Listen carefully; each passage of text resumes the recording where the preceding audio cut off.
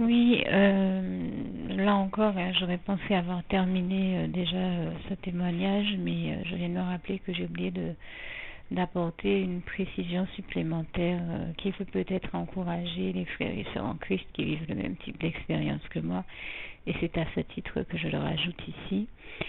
Durant toute cette phase d'épreuve et de blocage administratif dans ma vie, comme je vous l'ai dit, blocage administratif dans une première administration qui en a entraîné d'autres, puisque les diverses administrations dans leur fonctionnement sont liées entre elles. C'est vous dire encore que tout cela relève du système du monde. Eh bien, j'ai dû faire face à un autre souci qu'un autre de mes frères en Christ a lui aussi eu à vivre.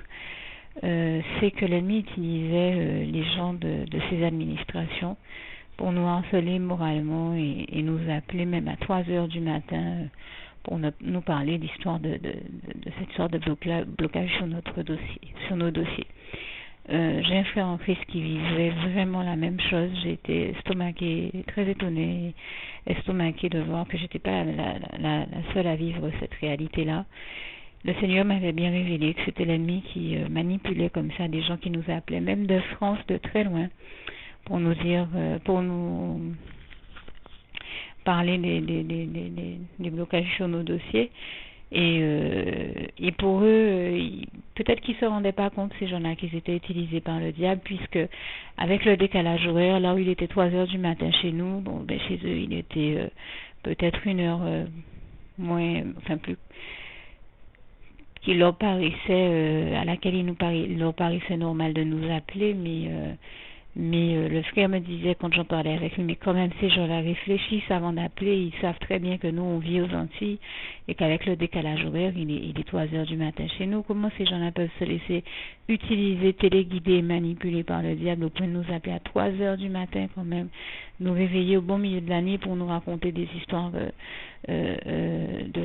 administratives, ce n'est quand même pas normal. Et quand ils ne le font pas par la voie téléphonique, ils nous harcèlent par le biais du courrier. On recevait des courriers tout le temps, autant et si bien que le frère en est arrivé à avoir peur. Il a 40 ans passé, il m'appelait, il me disait Yannick, je suis chez moi, je suis terrorisé par le harcèlement moral que me fait subir le diable. Il m'a déjà tellement harcelé, que ce soit par téléphone ou par le courrier, que j'en arrive à avoir peur d'aller même ouvrir ma boîte aux lettres, de peur de tomber sur un harcèlement par courrier encore.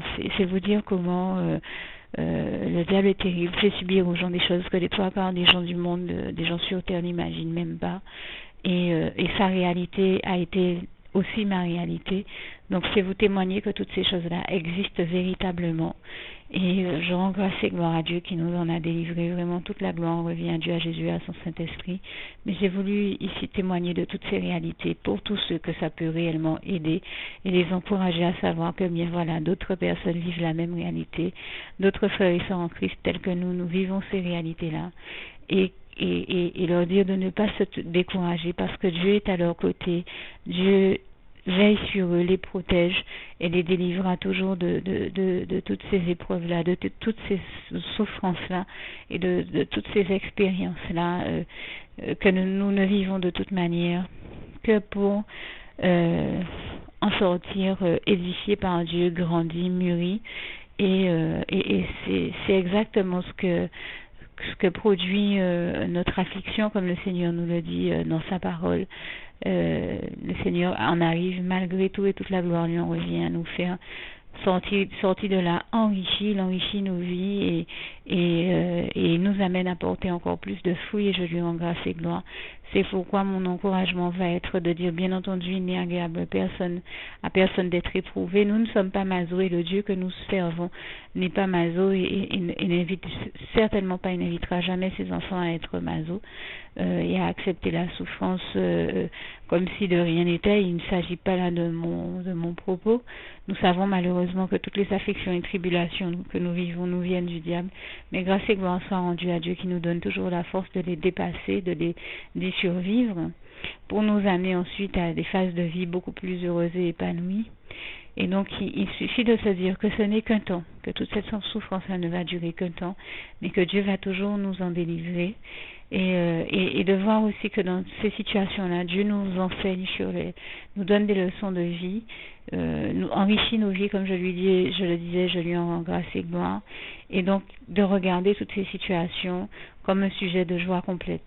Je le ressentais déjà en les vivant, mais je le ressens encore plus maintenant, parce qu'avec le temps, la douleur s'efface et on la regarde plus que comme un souvenir de quelque chose qui est déjà bien loin derrière nous, dans la mesure où Dieu nous en a délivré. Par contre, nous retenons comme étant bien présentes dans nos esprits les leçons de vie que le Seigneur nous a enseignées par ce biais-là.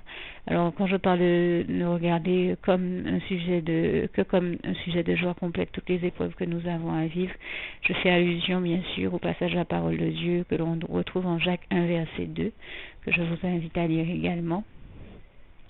Et je tenais à dire que voilà, il ne faut voir toutes ces choses-là que comme des expériences par le biais desquelles Dieu nous enrichit, nous fait mûrir et nous fait découvrir bien des choses que nous ignorons de la vie. Et je pense qu'il nous amène aussi à vivre ces choses-là afin que nous puissions être aptes demain à savoir comment agir avec les personnes qui ont vécu les mêmes expériences que nous et qui ont traversé tout comme nous la misère, la pauvreté et tout ce type d'expérience et de souffrance-là, de manière à ce que nous puissions mieux les entourer, les aider, les épauler quand eux aussi auront à vivre ça, et puis pour pouvoir leur témoigner aussi que ce ne sont que des phases de vie, ce ne sont que des moments dans une vie, mais qu'on ne passe pas toute sa vie à rester dans ces souffrances-là qui défigurent, comme je le disais, et l'existence et la vie, et des fois même la réputation des chrétiens. Moi, je sais que je me suis entendue dire que j'ai toujours été une femme très élégante et très coquette et qu'on ne comprenait pas que je puisse être comme on me voyait, c'est-à-dire que bien entendu, quand on traverse une phase de misère et de pauvreté, on ne peut pas être dans de grandes et belles toilettes comme on y était avant.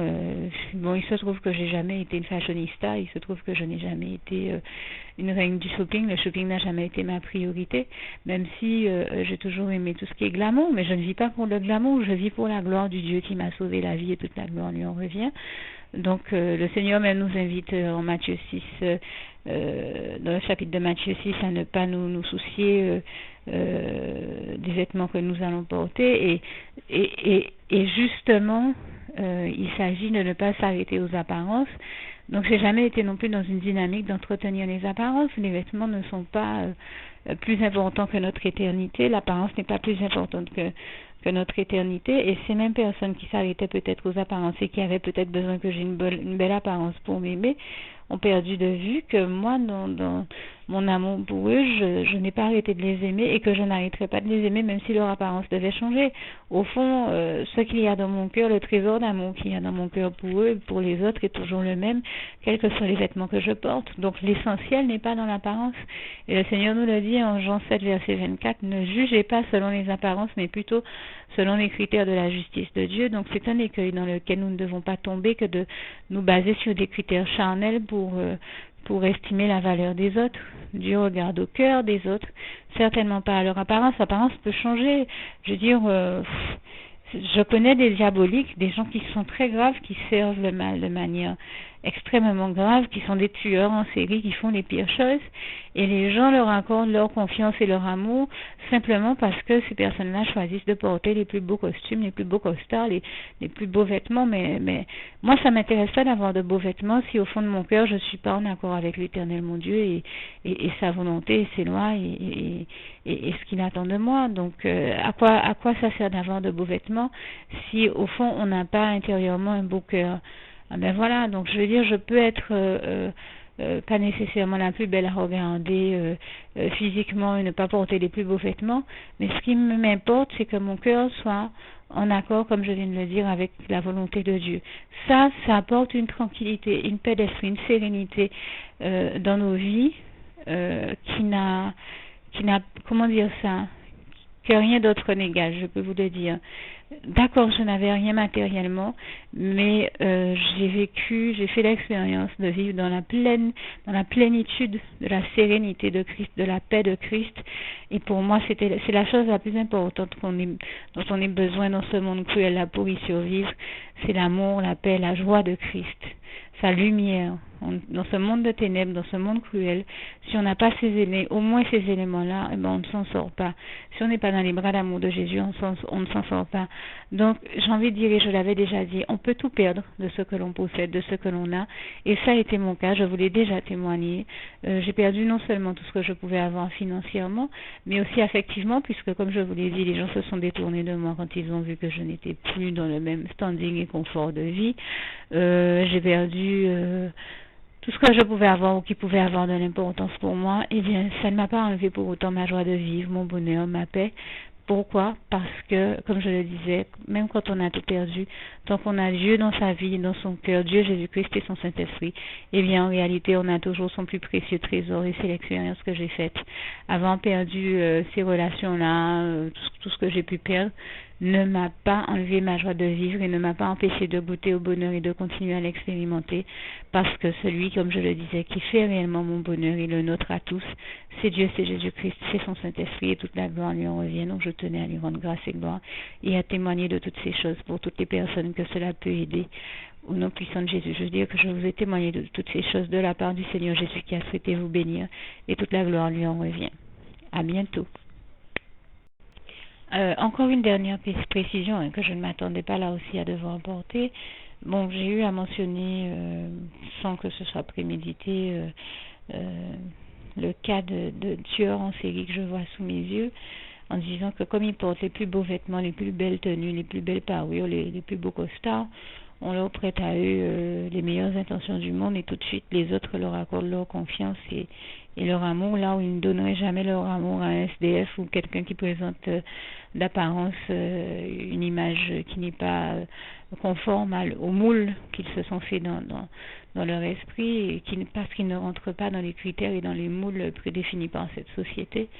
Eh bien, soyons très clairs, il me paraissait important de le préciser là aussi, ces fameux tueurs en série en question, précisément parce qu'ils ont déjà compris que la société fonctionne de cette manière-là et que les gens s'arrêtent aux apparences pour se faire une idée de qu'ils ont face d'eux, eh bien, ont compris que s'ils soignent les apparences, on va leur accorder confiance, on leur fera confiance et on va leur accorder tout ce qu'il faut. C'est bien pourquoi, j'ai envie de dire, ces tueurs en série, autres meurtriers, assassins, consorts et toute leur clique, sont des gens qui passent leur temps à être en représentation, j'ai envie de dire, et on pourrait presque dire représentation cinématographique ou théâtrale.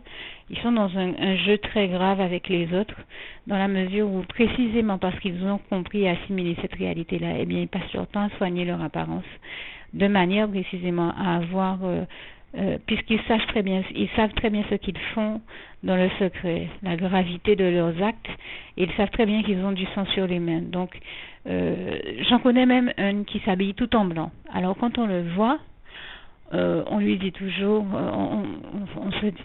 comment dire ça, on se dit, ah mais ça c'est un homme saint, et regarde, il est habillé tout le temps en blanc, oh là là, quelle lumière, il est dans la lumière, tu parles. N'oubliez pas que le diable se présente à nous en ange de lumière, et c'est ainsi que les trois quarts des gens se laissent prendre à ces critères charnels-là pour juger de la valeur des autres, et sont persuadés qu'ils sont en face de personnes qui sont très bien.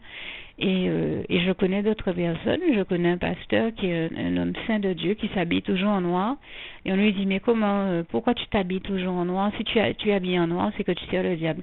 Alors que non, il sert Dieu, et c'est celui qui est toujours habillé en blanc qui sert le diable, mais qui joue à se présenter aux autres en ange de lumière, alors qu'en réalité il fait les pires choses.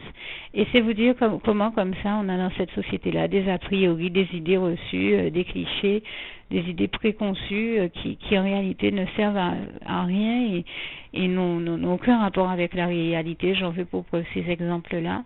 Et comprenez bien, comme je le disais, que les tueurs en série, les gens qui commettent les pires choses, savent tellement bien ce qu'ils commettent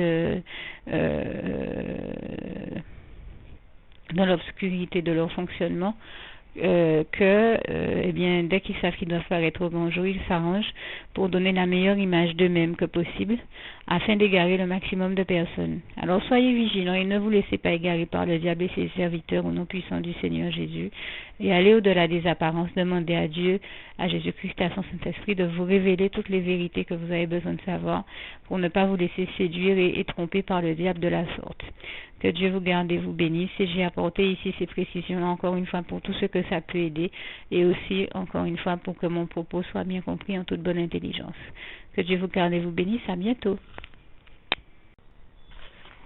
Juste une petite précision pour tous ceux qui ne sont pas encore, qui n'ont pas encore choisi la meilleure des options qui soit, qui est celle d'aller se placer, de faire le choix à soi-même, d'aller se placer dans les bras d'amour de Jésus-Christ, pour se mettre à l'abri de ce monde cruel. Eh bien, je partage avec vous la prière par le biais de laquelle on y accède. Et commence par vous rappeler également ce passage de Jean 14, verset 6, où il est écrit que Jésus-Christ est le chemin, la vérité et la vie. Nul ne vient au Père, Dieu, sans passer par le Fils Jésus-Christ, bien sûr. Je le dis à ma manière, vous regarderez comme il est textuellement écrit dans vos Bibles là encore. Et donc, n'hésitez pas à ouvrir vos cœurs à Dieu, à Jésus, à son Saint-Esprit, à être sincère avec lui et à lui adresser la prière qui suit, à lui dire tout simplement: Éternel mon Dieu, Seigneur Jésus-Christ, moi, un tel, vous dites votre nom et votre prénom, je t'accepte aujourd'hui comme mon sauveur personnel, le seul maître et roi de ma vie. Je remets toute ma vie entre tes mains, puisqu'elle t'appartient, éternel mon Dieu, puisque tu l'as créée, cette vie. Donc tu en es donc le seul maître et propriétaire comme de tout ce qui existe dans tout l'univers. Je remets donc toute ma vie entre tes mains, je te la donne. Merci, éternel mon Dieu, aussi de permettre que cette vie que tu m'as donnée continue à être à ta gloire, et que je continue à te servir, à t'appartenir pour l'éternité, d'éternité en éternité. Merci aussi, Seigneur, de faire que je continue donc à te servir et à t'appartenir pour l'éternité, d'éternité en éternité. Et aussi, Seigneur, de m'accorder la grâce de ton pardon et de ta miséricorde pour tous les péchés que j'ai commis tout au long de ma vie, jusqu'à la date d'aujourd'hui incluse. Et c'est au nom puissant du Seigneur Jésus-Christ que j'ai fait cette prière. Et à vous tous qui avez fait cette prière, je vous dis que Dieu vous bénisse abondamment, puissamment, richement, et surtout n'hésitez pas à la partager avec tous vos proches et contacts, amis, membres de vos familles, collègues, bien-aimés, tous ceux que vous aimez, et surtout tous ceux à qui Dieu vous mettra à cœur, avec qui Dieu vous mettra à cœur de la partager. Et comme j'aime à le dire, si vous n'avez pas encore pris le temps de faire cette prière, comprenez bien que voilà, ça ne vous coûte rien de la faire, c'est gratuit, c'est indolore, et que voilà, vous n'êtes pas obligé de me croire, mais moi il m'est arrivé tout comme vous de devoir faire cette prière un jour dans ma vie, et quand on m'a proposé de la faire, je me suis dit, et si c'était vrai, et si c'était vraiment Dieu qui, par ce biais-là, m'appelait à lui et me demandait de lui donner ma vie, de l'accepter, c'était Jésus qui était en train de vraiment me tendre la main et qui était en train de me demander de l'accepter comme mon sauveur personnel, je ne pourrais pas passer à côté de l'occasion de lui dire oui, parce qu'il faut aussi que je reste ouvert ou ouverte à ce que Dieu peut avoir à me dire. Il faut que je garde mon cœur et mon intellect ouvert à ce que Dieu peut avoir à me dire. Donc je me suis dit, je ne peux pas courir le risque de passer à côté de mon éternité, de passer à côté des meilleures choses de la vie, surtout si le maître et créateur de la vie m'appelle et cherche à me sauver. Pour être sauvé, il faut bien que je lui dise oui, que je souhaite qu'il me sauve. Oui, Seigneur Jésus-Christ, je t'accepte comme mon sauveur personnel. Et c'est le sens de cette prière. Et comme je dis, elle ne nous coûte rien à faire. Et puis surtout, moi je vous dis, du jour où je l'ai faite, j'ai vu Jésus changer ma vie en mieux sur tous les plans. Et donc je crois que ça ne vous coûtera rien, ça ne vous coûte rien vous non plus de la faire, et puis d'expérimenter, de regarder comment les choses vont se dérouler dans votre vie, de regarder Jésus changer votre vie en mieux, à vous aussi. Et voilà, d'en faire l'expérience. Et pour en faire l'expérience, il faut commencer par faire cette prière. Donc si vous ne l'avez pas encore dite, réembobinez tout simplement cette vidéo ou ce document si vous préférez. Réécoutez-le et dites avec moi la prière que vous m'avez entendu mentionner. Et n'oubliez surtout jamais que tout est possible à celui qui croit en Dieu, en Jésus-Christ et en son Saint-Esprit, comme il est écrit en Marc 9, verset 23, et que tout est possible à Dieu, comme il est écrit en Marc 10, verset 27. Que Dieu vous bénisse donc et à bientôt.